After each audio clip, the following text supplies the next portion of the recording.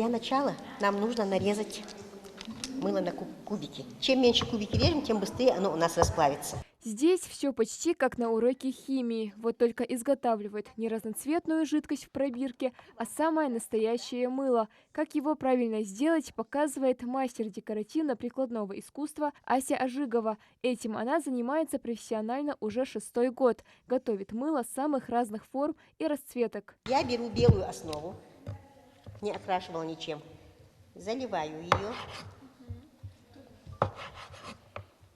Так вот покручиваем, чтобы все лепестки добавились. И выливаю лишнее.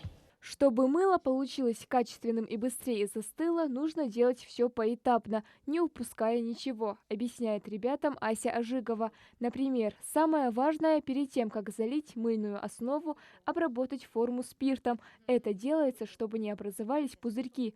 Всем этим правилам сама Ася Ожигова обучилась в соцсетях. Теперь же старается передавать эти знания и другим. Вначале было очень сложно.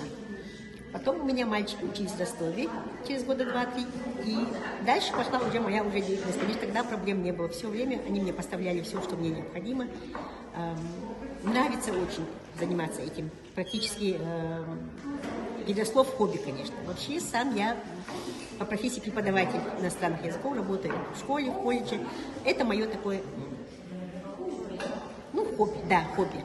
Приготовление мыла довольно увлекательный и совсем несложный процесс. Самая приятная часть – это добавление красок и ароматизаторов в получившуюся основу, отмечают ученицы, которые сегодня получили не только новые знания, но и заряд эмоций на весь день. Мне всегда в повседнепной жизни было интересно, мы же часто используем мыло, практически каждый день используем в своей жизни, и мне всегда было интересно посмотреть, как происходит данный процесс по изготовлению мыла, например, как форму ее придать различную. Сегодня мы это увидели, посмотрели, я много чего нового узнала, мне очень понравилось, например, как дать какой-то определенный цвет, оказывается, ароматизаторы можно добавлять различные, это очень интересно. Вот дядя нам показывает, да, как делается мыло, нам это очень интересно, мы узнали то, что добавляют разные цвета, ароматизаторы, мы поняли, нам очень понравилось.